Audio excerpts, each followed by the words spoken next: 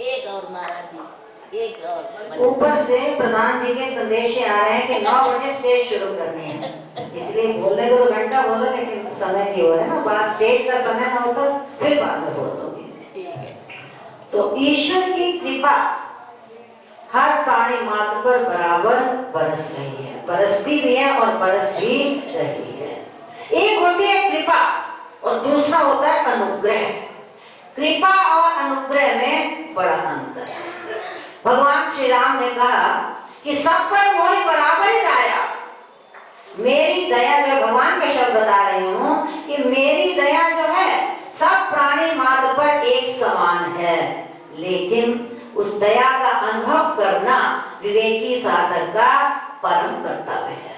और अगर हम उसकी विशेष अनुग्रह के पात्र बनना चाहते हैं तो हमें कुछ करना कराना नहीं है, बस आंख बंद करके, जैसा कि गुरबाणी में भी कहा गया कि जे गुरुदेव को राग बखाने और फिर भी सेवक सब। दिन को राग, हम राग को राग मानने के लिए स्वीकार नहीं करते अगर हमारी इच्छा के अनुकूल क्रिया घटित न हो। और इच्छा के अनुकूल क्रिया घटित हो जाए तो बहुत अच्छी बात है, उस समय सत्वचन, और अगर मन को बात अच्छी न लगे तो अठवचन कहकर इधर से सुना और इधर से निकाल दे। इसका नाम अनुग्रह नहीं है। अगर वास्तव में गुरुदेव का अनुग्रह प्राप्त करना चाहते हैं तो आंख बंद करके उचित अनुचित का विचार छोड़कर, धर्म अधर्म का विचार छोड़कर, जो गुरुदेव कह दें, ठीक कहें या गलत कहें, पहली बात तो वो कभी गलत कहते नहीं। और मान लो तुम्हारी आंख ने इस बात को स्वीकार कर लिया कि गुरु ये क्रिया गलत कर रहे हैं, उस गलती का फल उन्हें परमात्मा देगा। ईश्वर न्यायकारी है, उसकी न्याय का तराजू सबके लिए एक समान है, गरीब के लिए, अमीर के लिए, ऋषि के लिए, मुनि के लिए।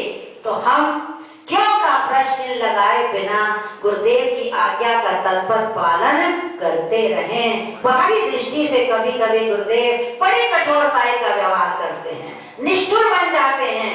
गुरुदेव कठोर नहीं होते। अब तो एक डॉक्टर की भांति उन्हें अपना हृदय जो है निष्ठुर बनाना पड़ता है, उनकी व्यवस्था है। अगर डॉक्टर दया करे भाई रोगी को दर्द होगा तो क्या रोगी निरोग हो सकता है? नहीं हो सकता। इसी प्रकार से गुरुदेव चाहते हैं कि मेरा शिष्य संसार सागर से पार हो जाए। गुरु कुमार शिष्य कुंभ है, चुन चुन काटे कोट, अंदरों हाथ सायदा पर बारों लेंदे जो। अंदर से पूरी कृपा करते हैं और बाहर से कठोरताई का व्यवहार करना पड़ता है। इसी प्रकार सिर्फ 5 मिनट का समय लोगी। इसी प्रकार संदीपन गुरु के अनेकों अनेक शिष्य थे, उनकी दया जो थी सब पर बराबर थी। एक बार उन्होंने ऐसा विलक्षण रूप धारण किया, अंधत्व अर्थात अंधे बन गए, शरीर में कुष्ठ का रोग पैदा हो गया। अब समस्या खड़ी हो गई। ये तो कोई जिज्ञासु होते हैं जो गुरुदेव की इस प्रकार की कठिन से कठिन सेवा करते हैं। ये सेवा करते हैं हमारे परम आदरणीय श्री कृष्णा बहन जी। इन्होंने जो सेवाएं कठिन की हैं, इनकी सेवाओं की तुलना हम नहीं कर सकते जो इनकी सेवाएं हैं। अस्तु, तो हम सेवा करते हैं, लेकिन उस सेवा के साथ एक शर्त लगी होती है। सबसे बड़ी सेवा है आज्ञा सम न सुसाहिब सेवा। आज्ञा से बड़ी इस दुनिया में और कोई सेवा जो है नहीं। सेन साबती रहे सिख सेवे अंदर, सीन साबती रहे सिख सेवे अंदर, सेवा कर दे चित्त निर्माण होया, हृदय शुद्ध होगी अभी लौर मांगो, तेरा पापा ना खोज मकाम होया। लगे शौक है हृदय पावने दी, लगी शौक है हृदय पावने दी, घोड़ा खान पे पान पैरान होया, लगी बिलोनिया के साईं लोका, उनका जीवना कठिन जहान हो। जिस प्रकार मां विष्णु हृदय सम्राट प्रथम पातशाही गुरुदेव भगवान के मुखारविंद का महावाक्य कि परम पूज्य संत शिरोमणि श्री छोटे महाराज जी, 2 शरीर हैं लेकिन हमारी आत्मा जो है एक बार पाकिस्तान में किसी ने जाकर गुरुदेव भगवान से कह दिया कि महाराज जी, आपने इतना सत्संग किया, इतनी साधना की, क्या कोई पैदा इतना जो भर भर के सत्संग, पाकिस्तान में गुरुदेव भगवान से कहा किसी ने, आप इतना भर भर के सत्संग करते हैं, क्या कोई पैदा हुआ? तो उन्हीं दिनों में तप त्याग की साक्षात प्रतिमा तीसरी पातशाही गुरुदेव भगवान ने संसार के सुखों को तिनके की भांति त्याग दिया। वो साधारण कन्या नहीं, किसकी कन्या? एक वकील की कन्या।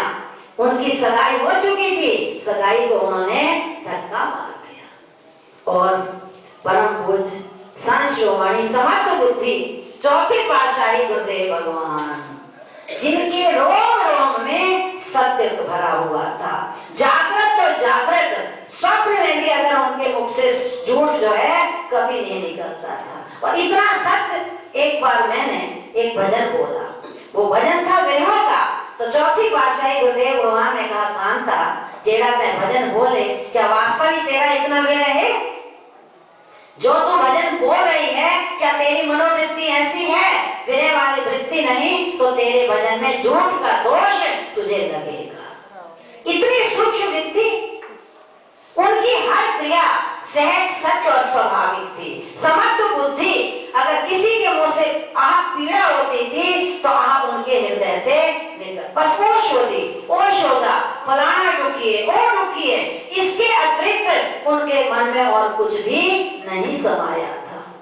और उनका भजन जो था, उनका प्रैक्टिकली जीवन में उतरा हुआ था। एक भजन करना होता है और एक अपने जीवन में भजन को उतारा जाता है। तो जिस समय गुरुदेव भगवान ने अंधत्व का और कुष्ठी का रूप धारण कर लिया, उन शिष्यों से कहा, ये जो रोग है ना, मेरे पूर्वकृत प्रारब्ध कर्मों का दंड है, इसीलिए अब मैं यहाँ से चलना चाहता हूँ। तो क्या कोई शिष्य मेरे साथ चलने को तैयार है? सबने एक कान से सुना और दूसरे कान से निकाल दिया। उसमें से 3 शिष्य पैदा हो गए। उन्होंने कहा, गुरुदेव हम आपके साथ चलेंगे। गुरुदेव तो परीक्षा लेते हैं। खेल तो इस बात का है कि हम कल्याण तो चाहते हैं, लेकिन हम परीक्षा में पास नहीं होते। 3 शिष्य तैयार हो गए, गुरुदेव के साथ चल पड़े। बस थोड़ी दूर आगे निकले, गुरुदेव ने उठाया डंडा, देकर उसकी पीठ पर मारा।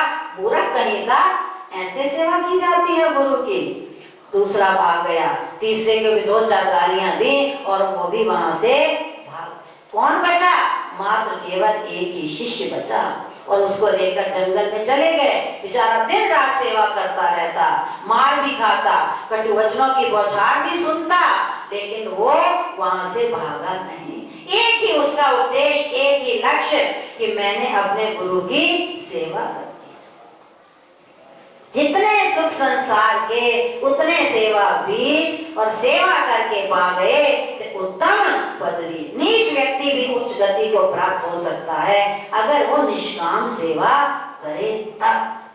अब आकर परीक्षा की भी तो हद होती है, क्योंकि ज्यों ज्यों सोना ताइये त्यों त्यों अच्छा होए, और ऐसे ही गुरु शिष्य की बुद्धि को डाले। वो तो हमारी बुद्धि को धोते हैं, अंतःकरण को शुद्ध करते हैं। हमारे अंतःकरण में जो जन्म जन्मांतरी कालिमा जमा हुई पड़ी है, उसके लिए गुरुदेव प्रतिकूलता का डंडा हाथ में उठाते हैं और शिष्य के ऊपर प्रचार करते हैं। जो अंतःकरण शुद्ध हमारे भजन से, हमारी साधना से नहीं होता, वो गुरुदेव के एक डंडे से शुद्ध हो जाता है। लेकिन डंडा भी खाएं और मन में भी संकल्प और विकल्प खड़े ना करें। कभी कभी हम मौन तो हो जाते हैं, लेकिन परिस्थितिवश मौन हो जाते हैं। क्या करें, इनके सामने हमें चुप करनी पड़ती है, चुप होना पड़ता है। होते नहीं है, एक होते हैं, एक होना पड़ता है। अगर हो जाए तो हमारी साधना आगे बढ़े, अगर होना पड़ता है उसमें भी हानि नहीं, उसमें भी लाभ है। उसका इतना लाभ है कि नए कर्मों से हम बच जाते हैं। गुरुदेव ने कठिन परीक्षा ली, आकर परीक्षा लेते लेते एक घड़ी वो आ गई। एक दिन रात्रि को भगवान शंकर ने उस शिष्य को दर्शन दिए और कहने लगे, बेटा वर मांग। धन्य है वो आज्ञाकारी शिष्य जो एक कदम भी आज्ञा के बिना बाहर नहीं चलता था। मैं अपने गुरुदेव से आज्ञा ले रहा हूँ। अरे सेवा तू करता है, दर्शन हमने तुझे दिए, आज्ञा किसकी लेगा? नहीं महाराज, मैं अपने गुरुदेव की आज्ञा ले आऊं। गुरुदेव के श्री चरणों में पहुंचा, नमन किया और क्या कहता है गुरुदेव, अगर आपकी आज्ञा हो तो मैं भगवान शंकर से ये वर मांग लूं कि आपका शरीर जो है निरोग और स्वस्थ हो जाए, आपको नेत्रों की ज्योति जो है वो प्राप्त हो जाए। गुरुदेव क्या कहते हैं, मूर्ख कहीं का, हमने तुझे पहले ही कहा था कि तू हमारी सेवा से तंग आ जाएगा, कभी तो कह रहा है। अब आप थोड़ा उस स्थिति पर खड़े होकर विचार करो, क्या शिष्य का ये उद्देश्य था? नहीं, उसका उद्देश्य था कि मेरे गुरुदेव सुखी हो, लेकिन फिर भी गुरुदेव ने इतना बड़ा डंडा उसको लगा दिया। भाग जा मूर्ख, चला गया। भगवान शंकर से कहने लगा, प्रभु मुझे कुछ नहीं चाहिए। कहा कुछ तो मांग ले। उसने कहा मैं क्या मांग लूं, मेरे गुरुदेव की सेवा का प्रत्यक्ष फल, भगवान शंकर के दर्शन। ऋषि मुनि जीवन लगा देते हैं दर्शन के लिए, और आप मुझे चलकर दर्शन देने आए, तो मुझे अब कुछ भी आवश्यकता नहीं। अब ये चर्चा भगवान शंकर ने जाकर विष्णु भगवान से की कि मातृलोक में इतना विलक्षण भक्त है, इतनी सेवा करता है, गालियां भी खाता है, मार भी सहन करता है। जब वर मांगने के लिए कहा तो वो कहता है मुझे कुछ नहीं चाहिए। अरे चाह गई चिंता मिटी, मेरा मनवा बेपरवाह, और जिसको कछु न चाहिए वो शाहों का शाह। शहंशाह कौन है?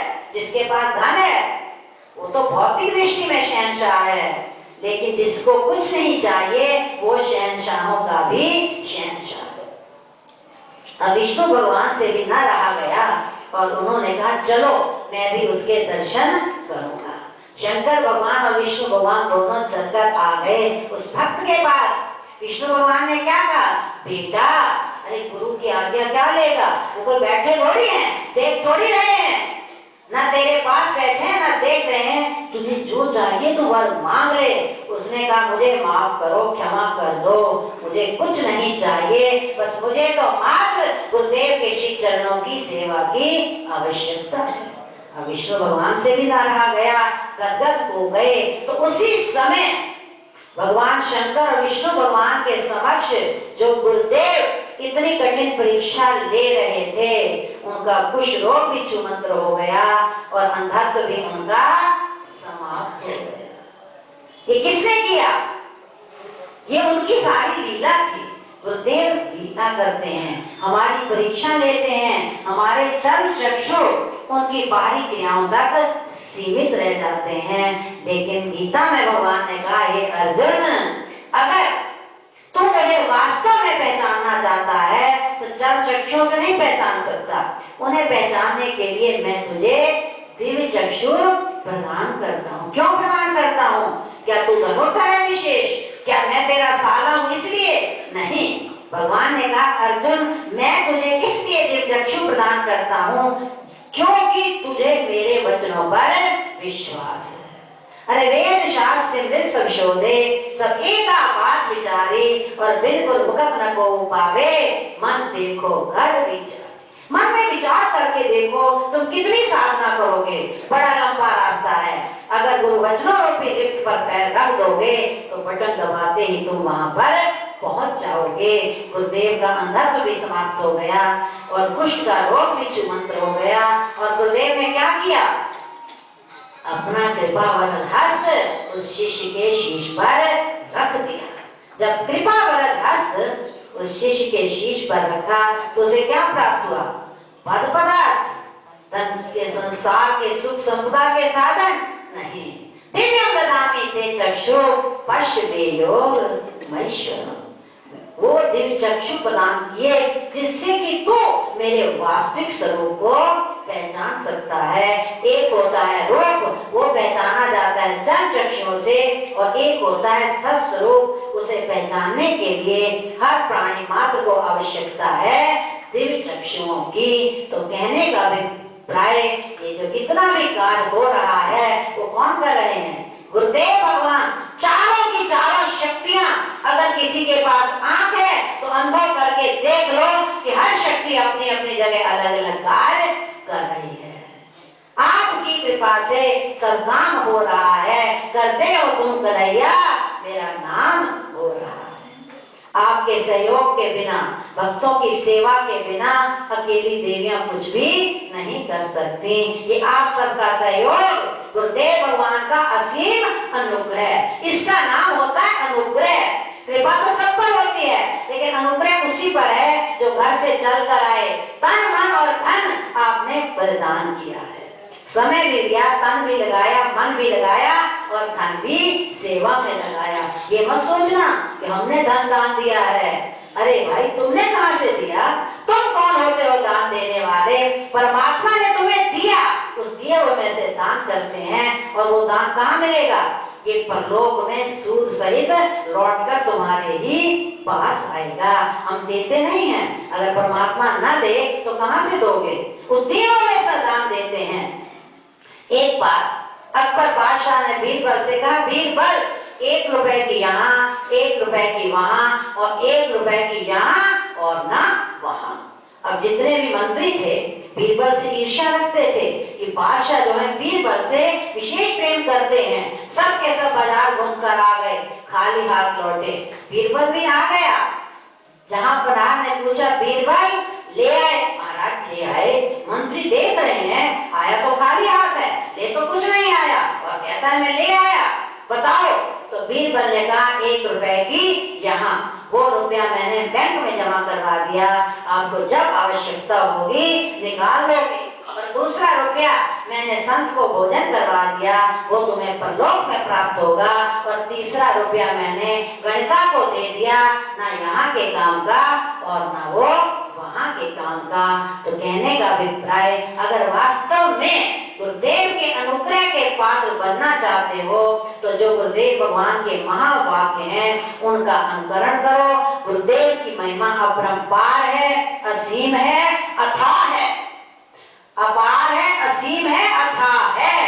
लेकिन जिन खोजा तिन पाया, गहरे पानी बैठ, पर मैं गौरी को जन गई, रही किनारे बैठ। हम तो गहराइयों से घबरा जाते हैं, जीवन में कष्ट आ जाए, श्रद्धा विश्वास टूट जाएगा, पैर पीछे हटा लेते हैं। भाई क्या करें, सब कुछ किया लेकिन हमारी इच्छा पूरी नहीं। कल भी मैंने निवेदन किया था कि गुरुदेव वही इच्छा पूरी करते हैं जिस इच्छा में हमारा लाभ छिपा है। जब एक माँ बच्चे को छोटा सा अंगारा नहीं देती तो क्या गुरुदेव हमारी हर इच्छा पूरी करेंगे? नहीं करेंगे। एक बार पुनः सबसे करबद्ध प्रार्थना, भक्तों से, देवियों से, किसी के द्वारा मन, वचन और कर्म से अगर कोई त्रुटि हो गई है तो सबको अपने बालक, देवियां, बेटियां समझकर हृदय से क्षमा कर देना, क्योंकि इंसान गलती का पुतला है, भगवान तो हम है नहीं। भगवान भूलने अंदर सबको अभूल गुरु करता। तो गुरुदेव भगवान की महिमा का गान जितना किया जाए उतना ही थोड़ा है।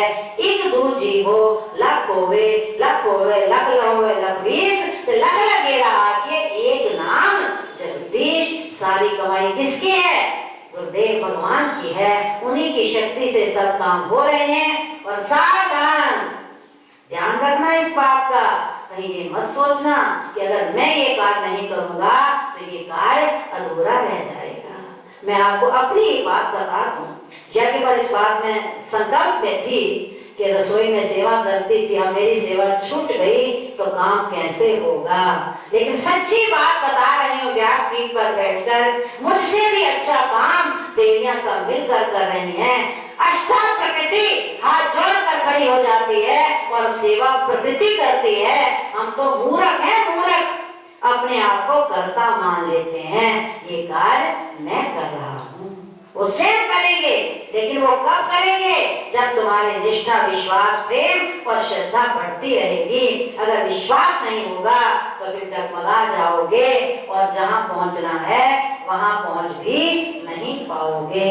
इतनी सेवा स्वीकार करें, विचार करें और आज पूरा पूरा सहयोग दें, व्यवस्था बनाए रखें। कभी कभी हो जाती है तो प्रसाद के अर्थ को समझने का प्रयास किया करें। ये मत समझा करो कि उसे प्रसाद ज्यादा मिला और मुझे प्रसाद कम मिला।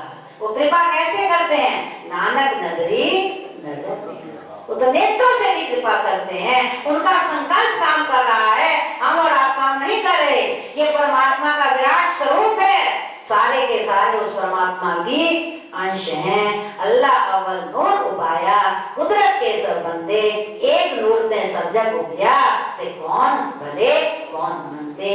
कृपा हुई उस अनुग्रह के पात्र बनो, जिससे कि तुम्हारा लोक भी बने और परलोक भी सुधर जाए। ये लोक सुखी परलोक सुहेला बन जाएगा। बोल श्री सद्गुरु